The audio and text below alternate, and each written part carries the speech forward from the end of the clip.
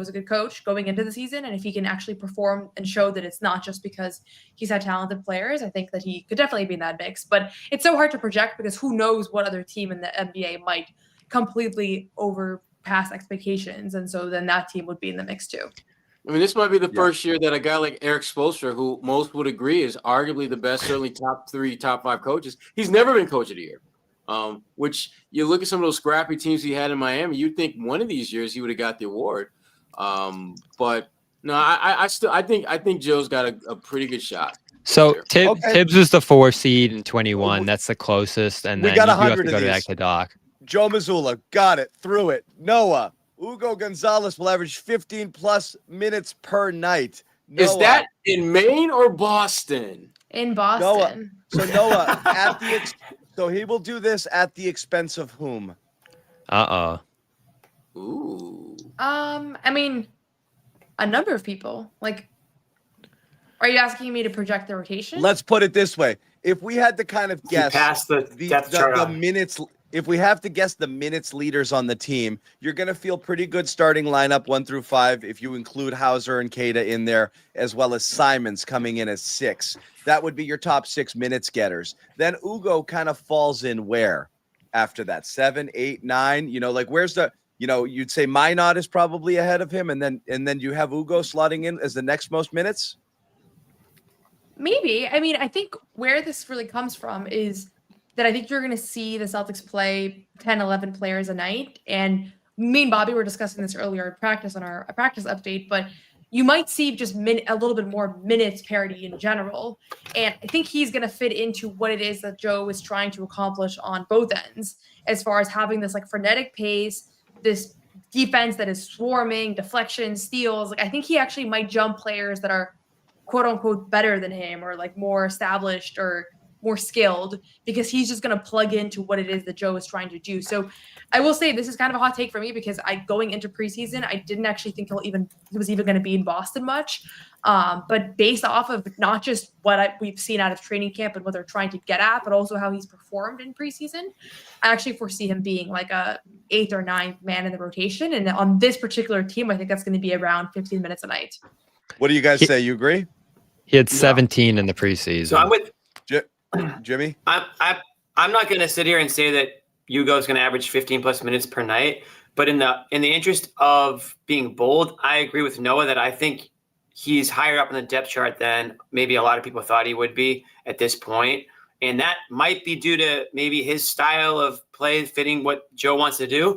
But I think it more has to do with the fact that when you look down that bench, there's so much opportunity to be had for a guy that was just drafted in the first round. And, you know, he hasn't done anything to not trust him yet. Whereas I think there's a lot of players on that bench, whether they were drafted last year, the year before that, whether they're journeyman type players, where why wouldn't you just go with Gonzalez? Why wouldn't you lean into a guy that you maybe can see as a big part of your future, as opposed to maybe a couple players who haven't made anything with their opportunities to date? And for that reason, I will agree with Noah that I think Gonzalez is probably going to be ahead of some of those guys earlier on this season. Again, does he hit 15 minutes per night? I'm not sure, but I think there definitely will be games where he does. So I'm with Noah in the prediction as a general agreement there, Noah. All right, we're going to move on to Jimmy. Jimmy talking about play style for this season. Toscano, Celtics go an entire game without making a 2-point field goal. That would be tough. You love this. I love this prediction. I really do love this prediction, Bobby. And, guys, by the way, it's supposed to be bold. This is ridiculous. It's not that ridiculous. To be bold. Noah hates First this of all, one. it's supposed to be bold for a reason. It's improbable, but the point stands, no pun intended. This is a team. It's first of all, they are a team that's going to want to run. They're going to want to score in transition, but pull up threes. I looked at the stats I pulled up the numbers from last year, because that's what I do. I'm a research guy. Everybody knows that about me. Last year, there was a game, Noah, where they hit 12 2-point field goals, 12 total 2-point field goals. Okay. 6 of them came from Jason Tatum. 2 of them came from Drew Holiday. 2 of them came from Kristaps Porzingis. We're already at 10. Because that's who. There were 2 left. There were 2 left. One from Pritchard and one from, I think, D. White. Yes. Are we allowed to you put can money on replace- these? You replace Jimmy those thinks they're players. just not replacing him. There's No, gonna you be can no one replace on the those floor. players with who are you going to replace him with, Bob? You're going to replace him with Hauser, who only shoots 3-pointers. You're going to replace him with Scheierman, who doesn't hit anything, and you're going to replace him with Jordan Walsh, who won't even take a shot. You're going to replace him with Keita, who I can't say on any given night might score any points for you. So there is a real possibility here that you could potentially go an entire game. If it's going to happen, it's going to be the Celtics team this season. That would have to be a first. in Jimmy, NBA what do you history. want if you get this prediction? What do you want from us? Because I just think want you your deserve something. undying love and respect. That's all I ever asked for. What he wants No, is to everybody I'm not about to give you my understand. entire paycheck. So again, You guys get the if point I'm trying to make, though, John. If Please the tell me. Celtics have a game where they make only 5, 6, 7, or 8 2-pointers, then Jimmy's prediction was correct because No. he's Correct. because I'm what it making a is point. I'm driving it home, he's Noah. making a point about it. That's the That point. they Then he'll have get So the if Hugo paycheck. plays John, 7 minutes a game, then I'm correct because I was If just you read making the Yeah. article, listen, Noah, if you read the article, you'll understand where I'm coming from. They have one of the worst big core in the NBA. Okay. And they're a team that wants to shoot 50, 60, 73 point. I could have made a bold prediction that they're going to shoot 60, 73 pointers in a game this year. So all those things combined, you have a potential that they might go an entire game without making a 2-point field goal. I just gave you a good example of it happening last year almost. There it is. Almost. Moving on. Jaylen Brown sets a career high in field goal attempts, assists, and turnovers per game. That's my prediction here. You guys wanted more Jaylen? You got more Jaylen. Field goal You're gonna get all- attempts. Notice he said Yeah. attempts. Yeah, I did. He didn't say You're gonna makes. you're gonna get all the Jaylen you want. I put his final line in at 25.5 points per game, 5-point-something assists, which would be a career high up from the 4-something he had, and right around 3.7, 3.8, 3.9 in the turnovers, which would be about a full turnover per game jump. He's gonna have the ball in his hands. You guys, if you love Point Tatum, just wait for Point Jaylen. Here it comes. We're like, But again, oh man, that's how it goes. That's how it goes.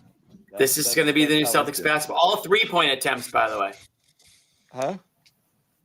All It's three. Yeah, I gonna be mean, a this is what I've said can't happen. Like, this is going to be the worst version of this team if this happens. He needs to rely on White. He needs to rely on Pritchard, some of these other guys around him to take the pressure off, because if he's forcing the issue, it's going to be a bump in turnovers. It's going to be erratic at times, and it's going to get frustrating to watch. This team can't play the same style it did in the past, and one of the reasons I'm optimistic coming out of the preseason is that they didn't. I feel he deferred often. I feel Pritchard and White were heavily involved among others, and they just moved, and that's going to be the key for them, is to just not get bogged down this year. And that pace actually was pretty high. It was 7th among the preseason teams. So it's possible. Like, I think this is probably one of the more likely outcomes here. It's not just e- given this how isn't things are even stacked bold. up. Right. This This- isn't. yeah, This also isn't I like. fully expect More of a every single fact. thing, John, you list here to happen. I Yeah, absolutely. this isn't even that bold. Yeah. Derrick doesn't White mean should lead the anything. team Like, in assists. I think for him to set career highs in field goal attempts, assists, and turnovers is kind of like it would make sense because he has a higher usage rate. Like, Yeah, it If he doesn't didn't necessarily set mean that career it's highs been- in those, I'd be surprised if he didn't set career highs in those. Yeah. That would be Yeah. a shock. He just to can't me. lead the team in those, was my point. Yeah. Not even that bold. We're going to move to Bobby Manning. Celtics buy and sell. Swing a trade for a big man to solidify a promising start to the season. Again, Bobby remaining bullish here, God. and That's that he bold, thinks all that right. they're gonna spend some money here. Bobby. No, what do this you would mean actually- by Oh, buying- no. How This do you would buy cut and down. So sell? you think they're gonna drop some money? They're going to drop some money and get a big man, I believe. Like, I do think they're Okay. going to have some trouble at big this year with what they have. So What? I think they have to go out and get established guy around the deadline if they are in the mix. And that's probably going to cost them Simons. And I know we talked a little bit about this, Noah. I don't know where you're at it on it right now, but it still does feel likely that Simons moves at some point if that's not going like perfectly and he's looking like a bona fide part of their future here just because of the money situation on the team now. I haven't heard anything about that necessarily, but I just think it's almost common sense that that's where things would go if they're in a middling position here. Now, if he's a big part of what they're doing, it's going to be hard to move on. especially if they can start having some conversations about what a future deal might look like. But I mean, we talked about it all summer. I mean, it just felt like there was a push to move on from him, and it didn't work out. And do you revisit that close to the trade deadline? I've said, and I wrote it in here, that like a guy like Vucevic makes a lot of sense. Could you get a couple guys from Dallas if Kyrie's not back at that point? Like those are the teams I'm looking at, who just make some sense money-wise in a trade with Boston there. But obviously, there's not a ton of demand around the league for a guy like this, and he's valuable to you. So could go either way. I'd lean saying that he's gone though. Where are you at on that, Noah? To be honest, like it's gonna depend on what the market is for him, and if they're. I don't think they want to give up any assets to trade Simons in general. I did recently do the math on it, and he's making like his salary, although it's $28 million this season, it's $80 million for the year. With all the fees and everything. So if ownership's not willing to spend that, then he could be a likely candidate. But especially because he doesn't have like additional years on his contract. So I don't think this is a crazy take. Obviously he doesn't look like he's going to be one of the starters for this team. So it's not like they're centering their offense or their system around him, at least right now. But at the same time, they didn't find anybody for any suitable trade partner over the summer. And so there's no real reason to think that will change if dynamics around him or the league doesn't change. If obviously he's a much better defender now and people are seeing that he can impact winning and all that, that would kind of change the conversation. But part of me is like, maybe they won't find a trade partner because they haven't, and it's October and this trade was complete a couple months ago. Jimmy, does he make it through the season or not? He doesn't know what we're talking about. Sherrod? Yeah, he does make it to the season. Yeah. He does. I do. That guy. I think he does make it through the season because I don't think they'll find a partner. I don't think. Will you make it through the season, Jimmy? I don't know if I'm going to make it through the season if these are some of the takes. Bobby, I hate to break it to you. Actually, I'm not going to go there. I'll wait till the end of the show. I don't see the Celtics as buyers this season in any capacity at all. If they can, they're going to be sellers if the right team comes knocking, absolutely, Bobby. But this dream that you had that these going to be these great playoff contenders that are going to add pieces at the deadline and make this playoff run. It is just a dream, my friend. Anyways, Gerard, sorry. No, I agree with you, Jimmy. I don't think it's going to happen. And just because they're not looking to win a championship this year, they're looking to get through this season and minimize the financial damage between now and next season when Tatum gets back. And I agree with Jimmy, which is scaring the hell out of me that I actually agree with Jimmy. I think they would be sellers more so than buyers, but I don't get the feeling as though they're going to get a deal that's going to move them to move on from him. Because remember, he is in the final year of his deal, so it's not like you're going to swing a deal and get a contract under your belt that's going to significantly benefit you financially when you look at the 26-27 season. I think you ride it out with him this year, help him get his value up, and then maybe you can do a sign and trade potentially in the offseason. All right, we're going to move on. Real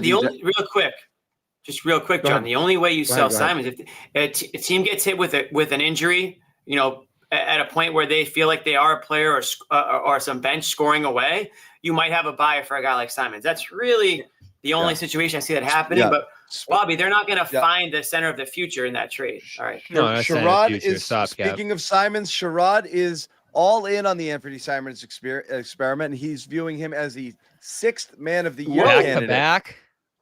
Yes. Here's why. Back to back, 3 out of 4. No, 3 out of 3. Is it 3 out of 4? Is it Brogdon or 3 out of 4? I think it's 3 out of 4. They didn't have it. No. Okay. Yeah. Happy retirement to Brogdon, by the way. What's that? I'm on the Garden Report. Happy retirement to Brogdon. Anthony Simons, 6th man of the year. So, Sherrod, that obviously means you think he's staying and he's going to be impactful. I do. I think Joe Mazzulla is going to unlock whatever that secret code is to get him to be a functional defender. And you've got a guy coming off the bench that's going to get you 20-ish, high teens, low 20 points a game. I like Simons. And the thing that just watching him in the preseason that jumps out to me, he makes this game look way too damn easy offensively. And when you've got a guy who can score with the ease that he can, and you look around him off that bench, when you put Hauser in that starting lineup, you got Pritchard in the starting lineup, they're not getting much of anything offensively off that second unit other than Simon. So it makes a lot of sense that he's going to put a bunch of points up. And if the Celtics are relatively competitive, and by competitive, I simply mean, they're in that 5 through 8 conversation, which I think they will be for a lot of the season, and he's scoring at a fairly high clip, I think he'll be definitely in the conversation and potentially winning it. And I know it's a little deceiving. No one said in our bold predictions Anthony Simon's leading this team in scoring. That's what he did in the preseason. Won't happen. It's possible. Lead the team in scoring? It's feasible. If Jaylen is hurt for a significant period of time, absolutely it's possible. If Jaylen is healthy, hell no. Jaylen's going to lead his team in scoring. Interesting. Bold prediction we are left on going the table. We're going to move on. But first off, we do want to tell you about our pals here over at Prize Picks. And we do have a lot more bold predictions to come. But again, check. You thought mine was bold. What? Oh, they get bolder. We're starting easy. This is the advertisement. No twos is bold. The amuse-bouche. This episode is brought to you by Prize Picks. Make decisions every day, but on Prize Picks, being right can get you paid. Don't miss any of the excitement this season on Prize Picks, where it is good to be right. And that's what this show is about, being right. Prize Picks, simple to play, more or less 2 or 6 player stat projections. If you get your picks right, you could cash in. As we mentioned, we've got a Steph Curry free square coming up on Tuesday. What does that mean? Just play it. You can't miss. It's an automatic win. Insert it in your lineups. Pair it with a couple of other plays, 2 to 6 players, as we said, and boom, you're off and running. Download that Prize Picks app. Use code CLNS. Get 50 in your lineups after you play your first $5 lineup. Once again, code CLNS. Get 50 in your lineups after you play your first $5 lineup. Prize Picks. It's good to be right, as they like to say. Moving on, and we're going to move on to the Derrick White portion of the show. And surprise, surprise, a lot of people like Derrick White. Noah has Derrick White will be an all-star. Bobby has. Do you have a Derrick White one? I didn't have a Derrick White one. I had to take Pritchard because I was surprised Noah didn't go with. Jimmy has a Derrick White one. Makes all NBA. He goes, oh, that's bold. No, wow. That's bold. That is bold. Okay, Jimmy. Noah. That's bold. Absolutely Zannis, bodied right Derrick now White by selected the to his boldness. first all-star team. Does anyone have MVP? As the sole Celtics representative. Ooh. That's bold. Ooh, That's Zannis. bold too. Okay, Gracie. Always has to be a shot at somebody. Always has to be a shot at somebody. I know. They're never clean. They're never clean to me. That went from a take to a scorching take, I would say. Yeah.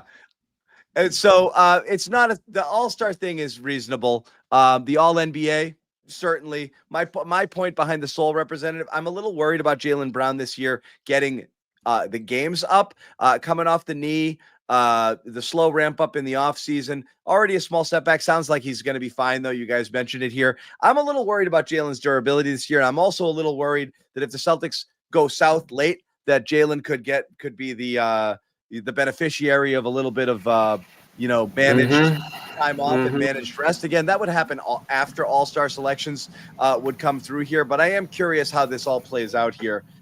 Really more my point is Jaylen might still make the all-star team because I think the counting stats are going to be significant. As long as he plays enough games, he's going to have the numbers there. So this bold prediction is more in the I'm a little curious how Jaylen's going to hold up, but I'm certain Derrick White is going to fly into the 20, 21, 22 points per game. And I think that's what's always been missing from his resume in order to put him over the top, because the counting stats are what kill him in these all-star games. There's so many talented players putting up sick numbers, and it's really hard to put in that all-around contributor guy. But this year, I think he's going to get the superficial stats to go along with it. Even though he's the same caliber player, he's just going to have more opportunity.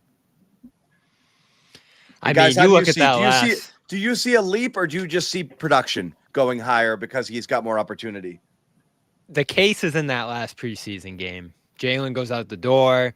White's taking 17 threes. The defensive impact's enormous. I mean, you saw the blueprint for what a White all-star season looks like there. And there's definitely a possibility of that. I think we all look at White and say this guy's more likely to play a greater percentage of the games than Jaylen probably is, just based off last year. And it does amaze me how equipped he looks in those situations to carry this team and do a ton. Like, he's not asked to do that often. And it has been interesting to hear him even say, like, I'm not putting a lot of pressure on myself to do more this year, but he just goes and does it sometimes. And like the 41-point game last year and the amount of shots he's able to generate, it is pretty impressive the level he can get his scoring game to. And obviously averaged 7.5 assists in the preseason too, which was even more impressive, I thought. So there's going to be a massive assist bump for him this year. Is he scoring 25, 30 points often this year? That's another question. And maybe it doesn't take that to get him where you guys project him to go here. But it is very feasible that he could be the statistical darling of this team now. Speaking, Bobby, of statistical darlings, Bobby Manning, Peyton Pritchard becomes the story of the Celtics. What? We can talk about Derrick White for a second. Did you want to? Yeah. Yeah. Let's. You just brushed over my All-NBA take. Go All-NBA. Yeah, what happens here? I think that the All-NBA take isn't as bold as everybody thinks. First of all, I think Derrick White does become the guy on the Celtics team. John, you mentioned, I think Jaylen Brown might take a few too many games off, especially down the stretch. I think Derrick White, I think the style of play that Joe wants to go to this year, as they say, pull-up game is strong for Derrick White. I think the pull-up jumper is going to suit him well in transition this year. I think that the two-way game is, everybody already knows about that. And more than any other sport, guys, I think NBA media, they love like the it's the I Know Ball crew. And I think maybe they can let fans know by voting for Derrick White into these All-NBA teams that they see his value. They know what he does for a team. They can see the two-way play. They can see how he took on an additional role and an extended role, whether it's offensively or whether it's facilitating, whether it's on the defensive side of things. And I think the team's really going to rally around that too, the second half of the year when they don't really have a whole lot else. Again, you'll see my prediction for the team later, but I think getting Derrick White onto one of those All-NBA teams might be a Boston Celtics sort of rallying cry towards the end of the year that might just be enough to sway some of these media guys and girls to put him over the top. This is going to be a massive season for Derrick White. He already has shown what he's capable of, and I just think his role is going to be perfect for that. I'm sneaking to like the third team is really what I mean by saying that. Once around the world, the best player on this Celtics team with Jason Tatum out is blank. Sherrod? Best player, Derrick White. Noah? Go ahead. Jaylen Brown. Jimmy? Derrick White. Bobby? Jaylen. It's Derek. 3-2. Sorry, guys. Those are the rules. John, here's the thing I want to say about that, though. I believe it's not insulting to Jaylen Brown. I think Derrick White is that freaking good. But the problem I think he just does more for you. Yeah. I think you could argue impact, but sometimes. Better. But the point that Bobby made earlier about what Derrick White brings sometimes, that's my biggest issue with him.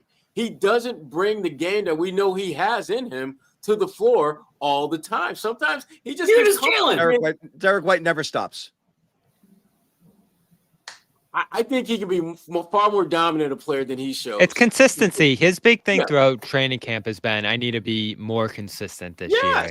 And for them to reach the best. The only thing that's keeping him from being the best player on this team. Because if you're talking about all-around game and skills and talent, he is the best player.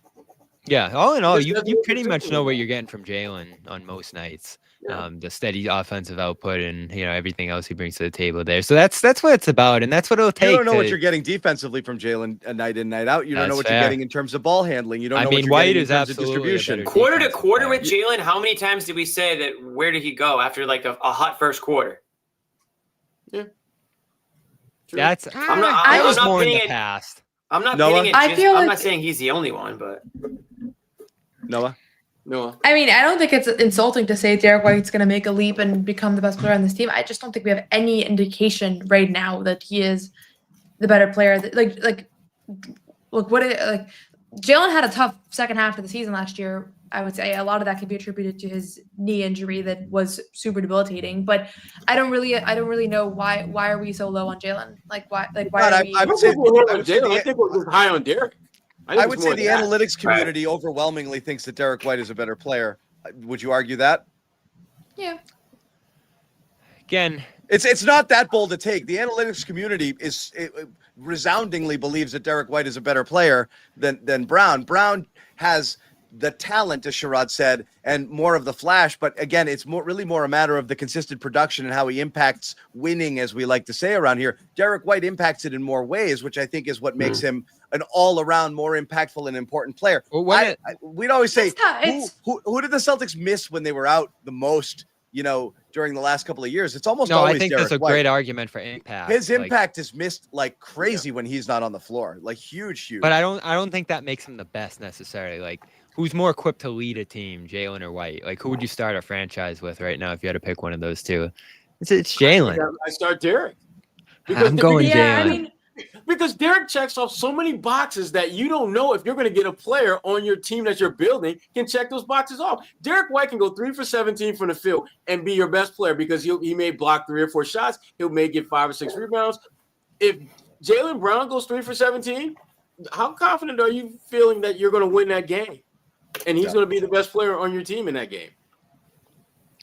Yeah, who knows? Anyway, it's an interesting conversation. It was a bold take. It was a bold take, but I think it's just making my point that I think Derrick White is going to be huge for this Celtics team this year, and I think you can make the case that he is the best player on the team. Okay, next.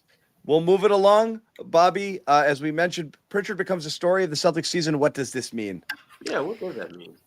I think he's going to be the conversation. This is going to be hard to quantify whether you were right or wrong, by the way. It is, right. Maybe Bobby's going to make him the story of the season. Yeah. Every article. And I hate to steal this We'll one from you, Noah, out. Peyton Pritchard in. Here we go. When I was reading through your predictions, I'm like, where's the Pritchard love? I think he's in such a great position this year to shock the NBA. Like, no one will be surprised if Derrick takes a leap. No one will be surprised if this is Jaylen's season.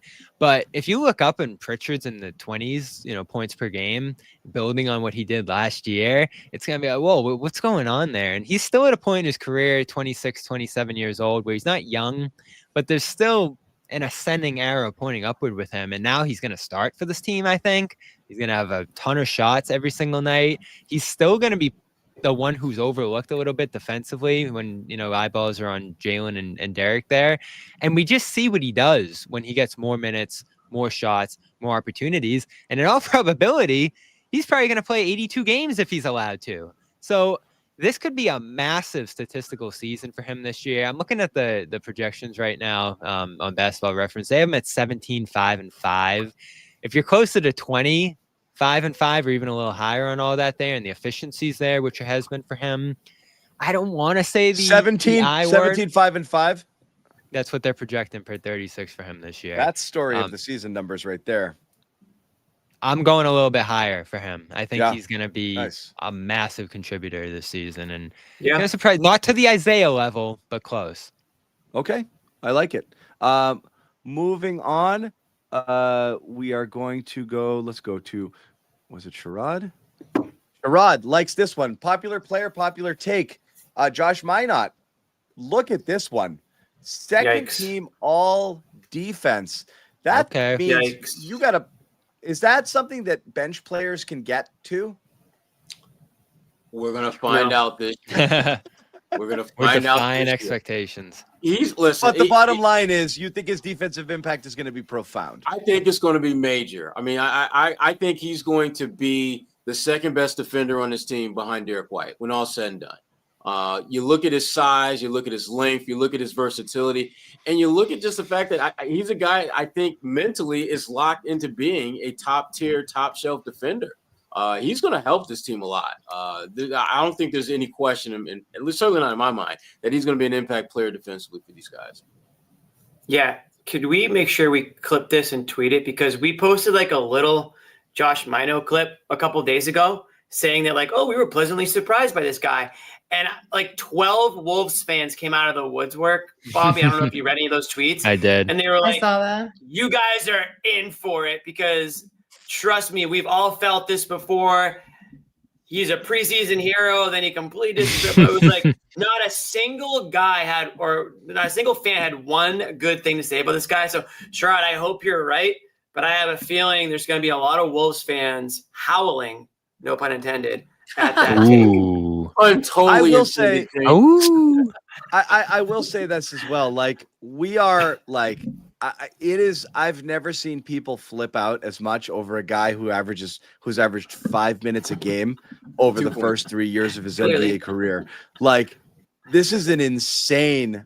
Like he might be, but boy, are we looking for something, huh? Like this is Brad Stevens. This is as big a reach as we've ever made in terms of a player impact. A person with this pedigree, Can you see desperate? It's crazy. Like this is a The guy problem is it's just really hard to make the all defense doesn't team. play NBA basketball. You know, like it just hasn't over 3 years. And we're projecting him. We are projecting this guy. This is a 13th player on a team who we are now. He's the 6th man here or 7th man. John asked for bold, then he admonishes us for going bold. No. I'm saying this is across the Usually Minott there's love. a path to bold, though, Bobby. I'm trying to find the path here. He's unquestionably the story of the preseason, and I've gushed about him multiple times in the games. Like, I love this energy. I like this guy, but we are putting a lot of eggs in this Minott basket. Noah is dying to say something. Go. Oh, I wasn't dying. I was just stretching. I'm starting to understand. I was just trying to make squirming. my takes He's uncomfortable. realistic. Like I actually think it's going to happen. Like if I had to guess right now, I think it's going to happen. If we're just, if we're just saying like crazy takes, like Sherrod, do you think right now if you have to pick, this is going to happen? No. A lot of things have to go right for him for this to happen. Okay, so I think you're saying there's potential. It's in the realm of possibilities. Hell yeah, absolutely. My Guys, challenge with that is Go ahead. that Josh Minott is going to be a bench player most likely, and if he starts, they're not going to get more than 2 all defense players. So like Derrick White wasn't on the all defense team last year, right? Did Celtics have anybody last year? They didn't have anybody. Nope. So it's They did and not. they were top 5 defense, and so And it's really Drew hard. didn't qualify games wise, I think, as well, right? Yep. That was one of his problems. Yeah, it's right? really hard to break through on the all defense team because there's always the guys that just make it off reputation, and then there's like the Thunder are the best defense in the league, so you want to reward that. You want to reward based off. So like I feel like this means that the Celtics would be a top 7 defense, right? For him to. I also be feel in that like it's spot, going to and be he'd a be the team anchor. defense. Yeah, there's going to be a team attack this year. I don't think there's going to be any individual defender on this team. Maybe White that stands out for what they do themselves statistically or whatever other metrics you use to get a guy into this conversation. But I'll give you this, Sherrod. And I've even leaned towards saying, like, if there's going to be a surprise starter this year, someone who shocks us, it's probably going to be either Xavier Tillman or Josh Minott, just because you need some defense out there. Like, you got to figure out a way to protect the rim. You got to figure out a way to get stops on the perimeter, because we've said it over and over again. The worst version of this team this year will probably happen because they can't figure out how to defend. And so as we go along, we've talked about hockey lines. They're definitely going to do that. But as they try to build a starting lineup here, and I think it's going to change over time, do you mix in Minott? Do you mix in Tillman to get some defense? Guys, the people are flipping out in the chat. We're trying to explain the rules of the show. Bold predictions are insane predictions that are basically an exaggeration of a vibe. This is what I'm thinking and feeling, right. And I'm gonna over the top tell you about this. This is what this is. What Sherrod is. This translates to Josh Minott is going to play a lot for this team and make a massive impact on the defensive end. Don't of the ball. actually listen to what we say. So this Okay. is my problem though, because when I said Hugo was 15 minutes, I'm bumping people off. I'm quantifying exactly how he's going to get to 15 minutes. Well, you So I feel like Exactly. we have different Oh, we standards. didn't give Noah the same Well, but- treatment. You're Yeah, serious. I asked you a literal question. I asked you a serious question because yours were a little bit more realistic. Yeah. Don't worry. Yours Don't worry. are more Noah. realistic. Some of these are silly. Yeah. We've been trying to get Bobby to understand this for this is like the 4th year now. So it's not a you problem. I'm not the one. I didn't What get it Sherrod, right. is, That was what Sherrod is saying is Minott's going to have a huge role on defense this year, and if he does, then he's right. He's right in the bold prediction in a sense. This is similar to That's with Jimmy's prediction about the Celtics are going to have a game where they don't make a 2-point field goal. And I took issue with that Right. take. Which I still okay. think might happen. But I understand. I point get it. is- We're just The point is, they're That's still the going to bold be take of the checking year. for threes. They're still going to be Yeah. checking for threes with Jimmy's. Next The cool year, thing you'll is see a I different now suite of something- takes for me. I'm Yeah. All going right. to So be watching we're every moving game. on. We're moving on. Let's Yeah. let's put this one up here because it's certainly not real. Zannis, Joe Mazzulla orders Baylor Scheierman to build an I like actual these ones. doghouse during a live stream, forces him to sit in it during games, calls it a bonding exercise. I This like is the kind this. of This stuff could that I happen. need my face off the screen right now. Hold on, go full Remember we were screen. talking about that, John? What do you got? What do you got on this, Noah? Wait, let's go solo, John. Laura, Go let's go solo. solo Noah right now. Take me off. Noah, Yeah. Noah. Noah, explain Let's go this take. Solo Noah on this one. My favorite is a couple years ago was Jimmy having Porzingis running into the house to save a kid from a. I like when there's like a story behind Yeah. one of the predictions.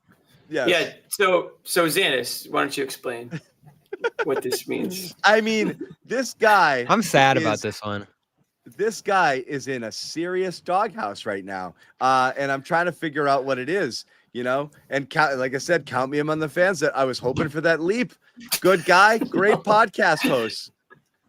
Not happening, but he's in Missoula's Doesn't mean he doghouse can't right now. get out of it. He can still get out of it. Yeah, so there's something we can't figure it out, but he did something, and I wrote it in the article the other day. The last time we saw him, Noah cannot be party to this. She's gone. She cannot be party to this. Not everyone's cut out for the dog. Look what you did, and that, John. trust me. I've been in a lot of dog but houses. the last in my time we day. saw you him, can get right? out of it. The last time we You saw can. him, first stint in the game, he goes in. We talked about this on the show. Within 17 seconds, one defensive and one offensive possession, Joe Mazzulla turns around, disgusted, waves to the bench, brings Minott back in for him. Scheierman goes out after 30 seconds. We don't know what he did, but it was so He's back. disgusting to Joe that he made an example of him in the final preseason game. 30 seconds in, he didn't even have a chance to make good on it. It was near the end of the quarter. That to me is a level of disgust or a level of frustration that probably rolls way past just one infraction. There's something Baylor's doing that Joe's not liking right now. And we have the stories last year where Joe told him he hates rookies, and then they almost get into a fist fight in a doorway or something. Not really, but they get in this weird standoff. Like there's something weird going on. What do you think Scheierman's doing, guys, that Mazzulla is, and let's call it tough love, but what is it right now that's kind of getting in his way as far as Joe is concerned? Noah, any idea? I mean, I just think he hasn't been playing well. I don't think it's For sure. like the But that was anecdotes you just discussed when he pulled though. I yanked don't think they're related though. Like I don't think he has. Not I don't at all. think Joe has. Yeah. They're not. But the yanking him, I think, was indicative of like Joe's annoyed. Yeah, I mean, I just think Baylor hasn't been able to find any rhythm on either end of the floor. The things that I like about his game, the defense, the hustle, like he hasn't really done a ton of that in this preseason, and then he hasn't been able to score. So he's taking, the game hasn't clicked for him. I'm not sitting here being like, what is Joe not liking about what he's watching? Because we're all seeing it, right? The question is whether it's indicative of what he's capable of in this league, or if it's just a tough couple of When weeks we've been for watching him. these games, Noah, you haven't loved the shot selection. Yeah, I mean, we've talked about it, that I think his whole MO is that he takes difficult shots and he has flashy plays and flashy passes and all that. And it's much harder to find that rhythm when you're, to have your first bucket be like a crazy two-leg floater, like these kinds of shots that he's been taking when he's not hitting the easy ones. So, yeah, I mean, we'll see if he's able to break out of the slump. He didn't shoot well in summer league. He didn't shoot well in preseason, but I don't think there's anything in particular that he's doing that to piss off Joe. I think any coach that would kind of feel the same right now. And the question is whether he can find, if he starts making shots, then everything changes. Okay, moving along. Sherrod likes the play style. He's buying into the speed of the Celtics. Will lead the league in NBA fast break points. I'll ask you, Sherrod. So you're buying into this pace as something that's going to continue on throughout the year? I do. They're going to get out and run. They don't have a choice. They don't have a choice. They don't have the ability to just slow the game down, run half-court sets, and just execute the hell out of teams. They have to run. That's the only shot they have of frankly having a good feeling of success this season. So yeah, they absolutely have to run, and they've shown the ability to do that. And I think as the season progresses, they're going to get better at being able to not only get out in transition, but actually finish in transition. We're seeing this team being built in the mold of Jaylen Brown, for better or for worse. Jaylen wants to get out and run. We know that Jaylen is more than comfortable, being a bit of a risk taker when it comes to defense. They're going to do that too. But the big thing is just getting out in transition, looking to score against an unsettled defense. That's going to be big for them this year. Yeah, I love it. The transition numbers, efficiency-wise, should be good. I don't know how many fast break points they'll score necessarily here, but we just know it's going to be fast, everything they do. And, I know Joe keeps pushing back against it actually being fast break transition and more like get into the shot clock early. But whatever it is, I'm just glad we're seeing fast. I mean, the difference between 91 possessions per game in that Knicks series versus 107 right now, and astronomical what we watched in May versus what we watched in the preseason. And we can lament how it looked in May and why it went there all day long. A lot of second guesses from that playoff series, but at least they fixed it now, because you said it, John. You can talk about pace all day long in training camp, but I actually going to do it. And we saw them do it in the preseason, and I'm almost certain that they're going to do it in the regular season. Now, can you do it all season long? There is this try hard intensity focus thing that they're going to have to carry through the entire year, Jimmy. I don't know if they can sustain this necessarily health-wise, night to night, back to backs, whatever challenges come with trying to sustain this level of intensity throughout an entire season. But Jaylen said it today, we have to play this way. I was like, is this tougher to recover from? Are there challenges with your body of playing this way? And he was just like, we have to do this. It's the only way we can win this year is to play like this. So can they do it for 82 games? We're about to find out. Well, it's going to depend on if they want to all buy in and play defense, because the only way you're going to get fast break points is by rebounds and turnovers. Yep. Rebounds, outlets, getting out in transition. It's easy to practice that, right? It's easy to practice outlets and running in practice and running in transition. But what about in an NBA game where you actually have to lock in and you actually have to trust that Simons is going to do his job and Brown's going to do his job and everyone's going to lock in? When you're down 15 or when you're down 10, you're still going to have that same level of intensity. When you're 10 games out of, whatever, it's not always going to be in contention. Are they going to be able to sort of zone in and play with that intensity and that level that they need to get out in transition? Because I agree, they're going to compete by increasing attempts, by scoring, by at least getting out in transition, maximizing those intents, shooting 3-pointers in transition. More takes, more makes is the only way these guys are going to get, I would say the only way these guys are going to be able to compete in terms of winning games, because I just don't think talent-wise they're going to be able to go toe-to-toe offensively without having to lock in on the other end. Okay, fair enough. We're going to continue on. We got a few more bold predictions to go. We want to tell you guys about this. And yeah, it says Patriots, but who cares? We're going to promote something for our friends over at Patriots Daily here, and that's friggin' steak. Get yourself some Omaha. Dude, steak. Kidding me? Yeah. We love it. I know. We're not messing around. I ordered myself a box, 12-ounce ribeyes. Yeah, that's coming around Christmas time. But again, why not do something like this? It's a terrific deal right now. You can enjoy USDA certified tender steaks, juicy burgers, cozy, convenient comfort meals, so much more. We're talking about Omaha Steaks in an early Black Friday sale. Get 50% off site-wide, an extra 20% off select favorites, omahasteaks.com. Plus, and this is the best part, our listeners here get an extra $35 off of the promo code. So let's do the math on it, okay? You could be looking at $50 off of a $200 food box filled with a bunch of different goodies. There could be an additional 20% off there, but who knows? Even if not, that's down to $100 minus $35. $65, guys. You're paying for $200 worth of product. It's well worth it if that's what you want to do. So save big. Omaha Steaks right now. Unrivaled quality and variety. Every bite is backed by their 100% guarantee. Grass-fed, grain-finished beef, more marbling for exceptional flavor, and the choice of steakhouses, professional chefs all around the world. So what you have to do right here, go to omahasteaks.com. Take advantage of that 50% site-wide sale and use the promo code Patriots at checkout. Very important. You can see it right there. It says promo code.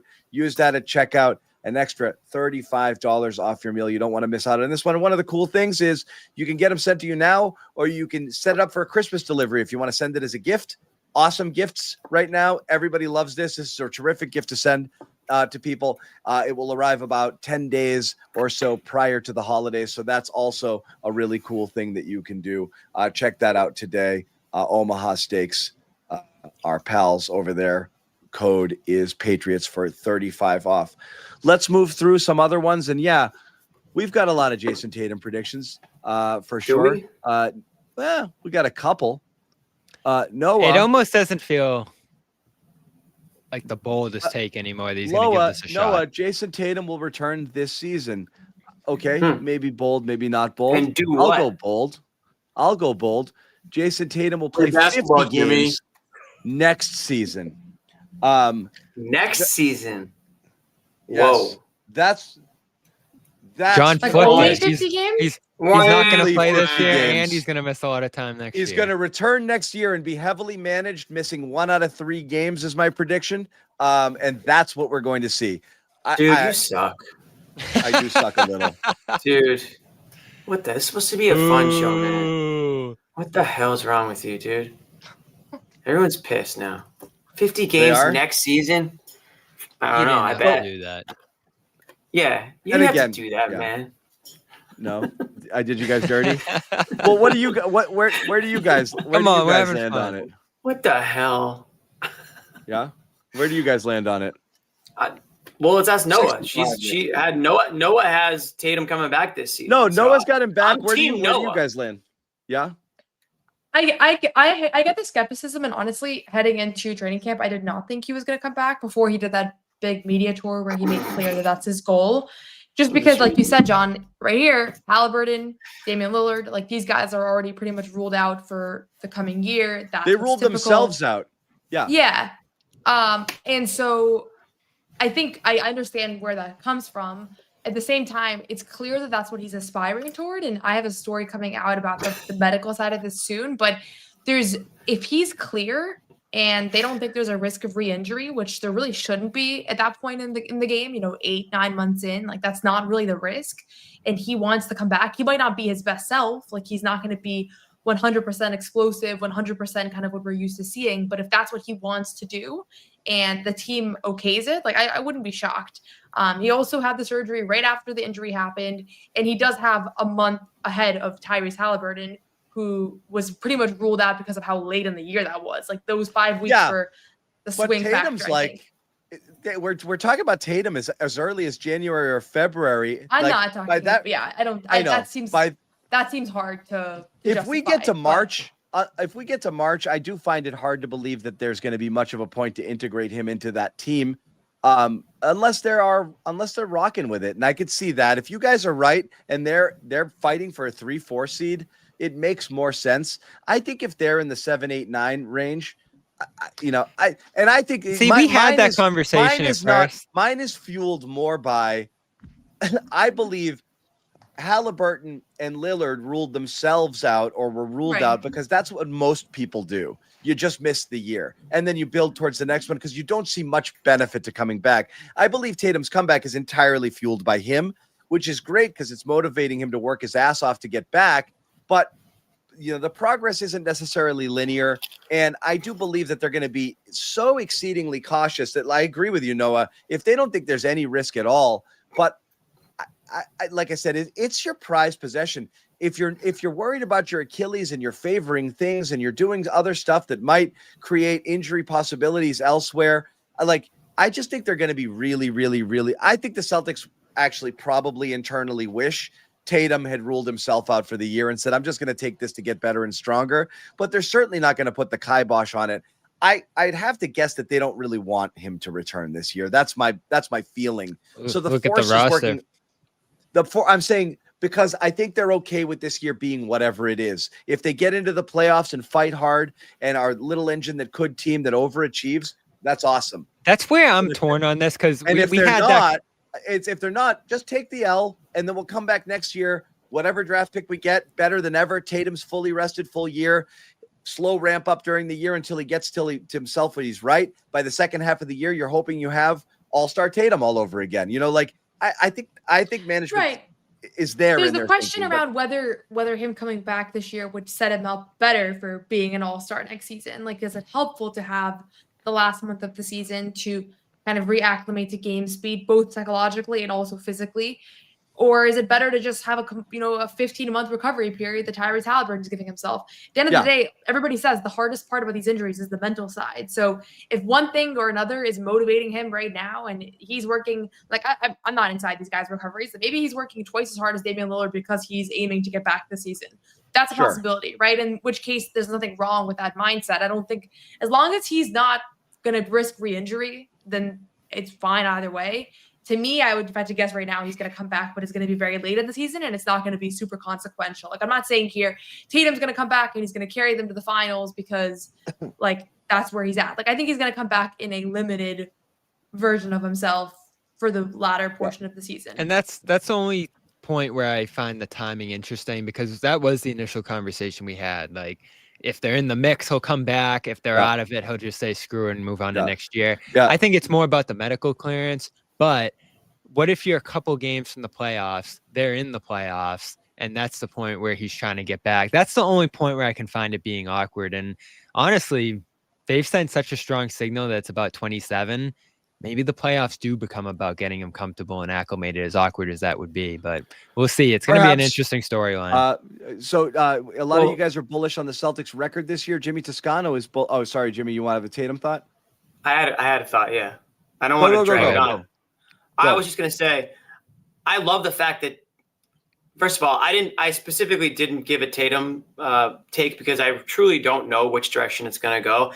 At first, I just assumed for sure he would be out for the year. All the other athletes who go down with those injuries, that's the timeline. Why rush? Blah, blah, blah. I don't believe that Tatum would put himself in, I don't think he would do anything to put his health in jeopardy. I don't think the team would do anything to put his health in jeopardy. Certainly. I kind of agree with John that I think they would be totally fine if Tatum was like, I can't wait to start next season, game one, be ready to go fully. At the same time, I love the fact that Tatum's doing everything he can to get his body where he wants it to be, and he's putting in the work, and he stayed in Boston, he's getting the best, training, and he got the surgery as soon as humanly possible after the injury occurred. Like, I love all those things. And I think as a fan, at least I can speak for myself. If I think a player is half-assing it or dogging it out there or not in it and isn't like a dog out there, I am not a fan of that player. But if Tatum or any player shows me that, like, they love the game, they can't wait to get back out there, they're doing everything they can to help their team win, they want to play for the fans, he really does envision this moment where he does return this season, and maybe the Celtics are in a fringe playoff. I have no idea where they're going to be, but let's say they're on the outside looking in, but maybe they could sneak in and be a really tough first-round exit if Tatum comes back. Like, these are all things that I want my superstar athlete to be thinking about and sort of putting out into the universe, if you will.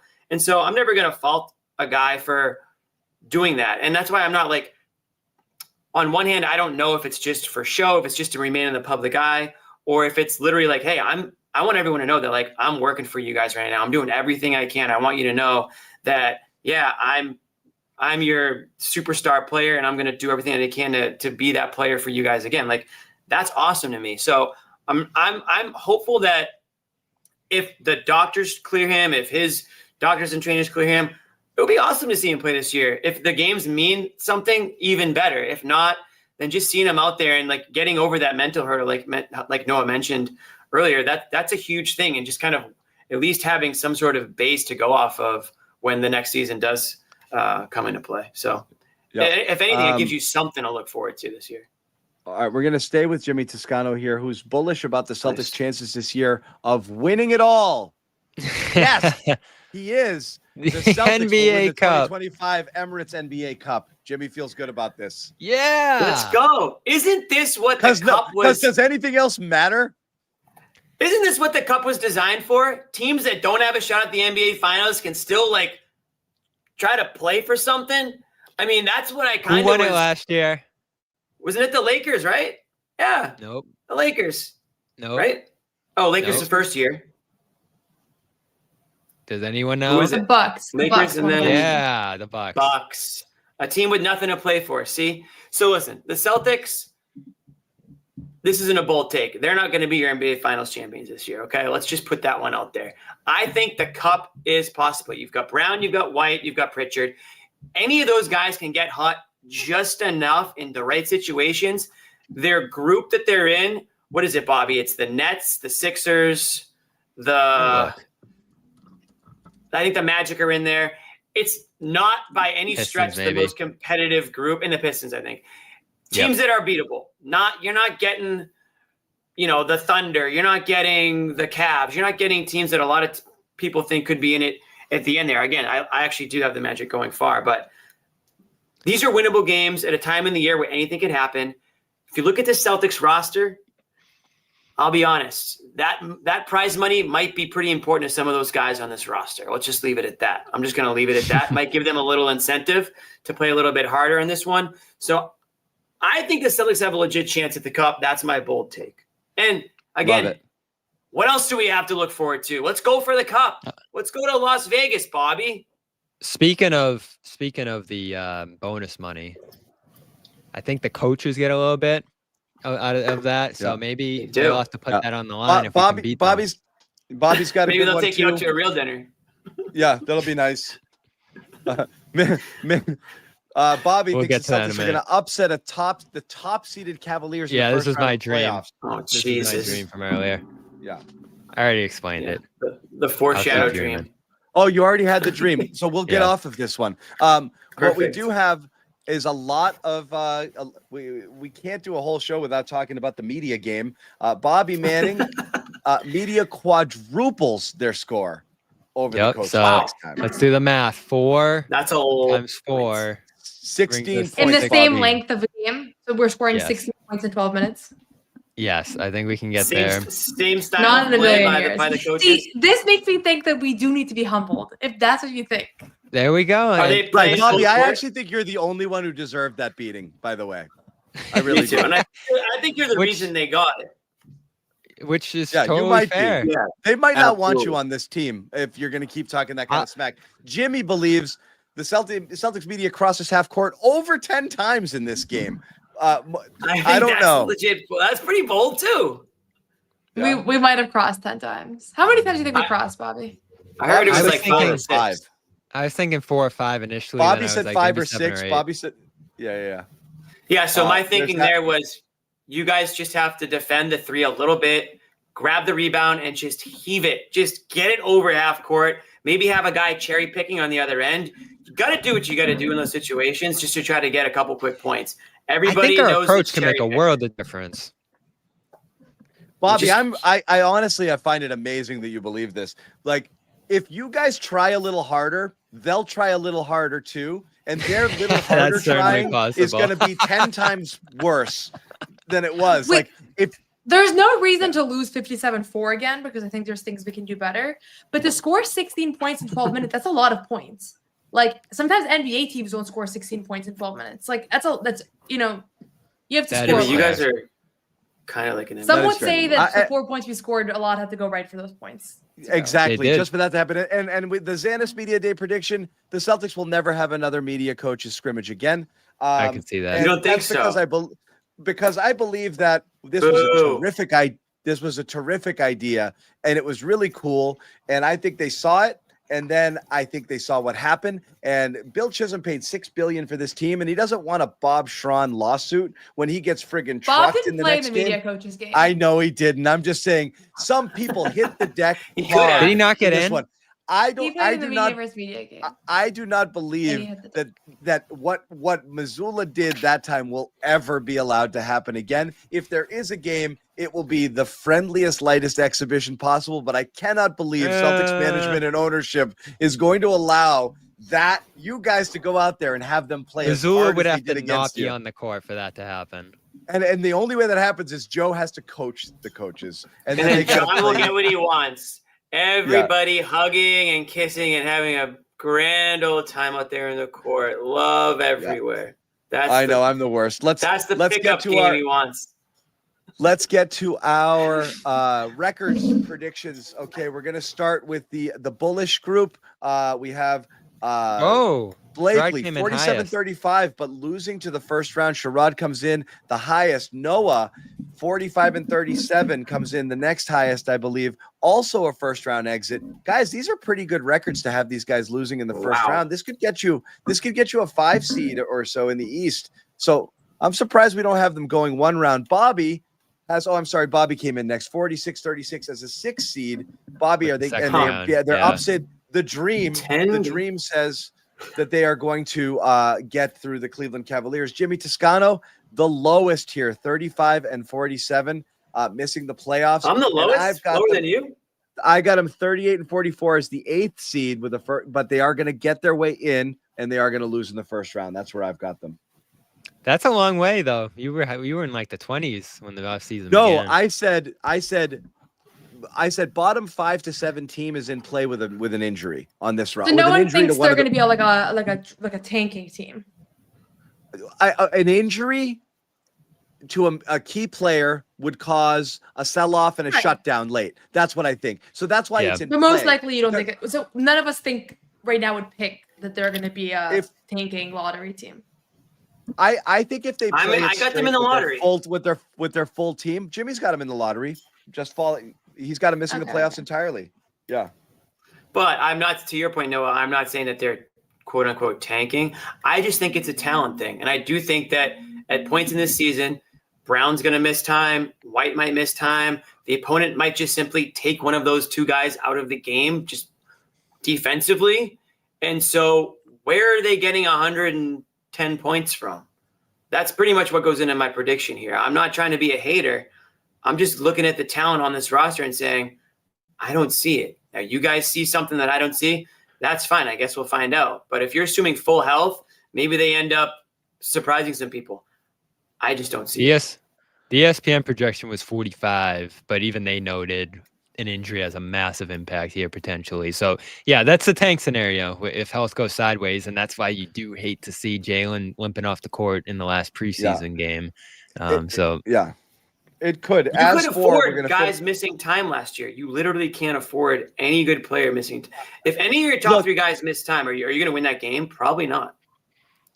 Yeah, look, my thinking behind all of this is just simply, we've talked about this a million times before. We don't need to litigate it all over again. It's that everyone's punching above their weight class a little bit, and that includes 2 starters, possibly even 3, that are going beyond where they should. Is Peyton Pritchard an NBA level starter? Absolutely. I'm not necessarily going to include him. But again, it's a guy who's just became 6-man caliber, player last year, and now he's starting. But you're also talking about Hauser, who's a guy who struggles. The front court, you have no idea. But Hauser, who struggles to get minutes against good competition, and who the hell knows is playing big? It's Keita, who again was out of the rotation on this team last year. And then who knows behind it, Garza and Boucher. I think 6 through 11. I think you can make the argument that 7 through 12, and this is one of the worst 7 through 12s in the league, and certainly the worst big man rotation in the league. And that wouldn't be as big a deal if the top 2, 3, 4 were among the 5 or 6. Can I ask you this though, John? But I'm not sure they are. I think the Brown-White duo is outstanding, but they're not like carry a team, I think Tatum and Brown, if Tatum was playing, Tatum wasn't hurt, this team wins 45 to 50 games easily. Can I ask you this though, John? You're asking too many guys to do things we've never seen them do. There's a crap ton of wishful thinking on this team. I'm really surprised by the bullish prediction. You have them in the playoffs, dude. Do you feel I'd be because the East is so bad, that's why. Do you feel the same way about Indiana, John? I think Indiana is deeper, even though they've lost players. Okay. I just think there's too many non-NBA caliber players that are going to be asked to play minutes. Like, again, Josh Minott is your guaranteed number 7. He's averaged 5 minutes a game over his NBA career. He's your second team all defense. Keita was your 4th center, and he's starting. Like, it's insane how much we're expecting out of people that have not done it at the NBA level. Not older and a little washed or flawed. Not done it, period. At all. Scheierman, Walsh, Garza, Minott, Keita. That's your entire bench. That is an insane amount you're putting on these guys. They've never done it at any level. It's crazy. So Yeah, and that's why I go back to Joe. Pleasantly surprised, but like the safe prediction is that they'll be bad, and then you'll be happy if they're good. But look at who we're counting on right now. It's crazy to me that we're. I will talking say about this way. There's a better chance they're bad this year than they're good. Boucher, oh my god! If you just simulate the season 100 times and all the things that can go wrong, that's for sure. I go back to Joe though, and I do have, just from being around camp and watching the preseason games and everything else, what they're about to try to do with the hockey lines and the defensive intensity and some of the stuff that they're throwing in there, I think is going to be pretty intriguing this year, and I think it's going to have a big impact. I think it's going to surprise a lot of people around the league just how impactful the systems they're running this year are. But it does rely on health. It does rely on a lot of things going right. You do need one of Keita, Walsh, Scheierman, Hugo, that group to actually step up and become a rotation guy. Minott. And, that's 5-6 guys right there who haven't done much. Is it Boucher? Because he actually has done something in his career. So maybe that's that guy. But somebody in that group, Noah, has to step up. Even Brad said it. Like, there's a reason these guys.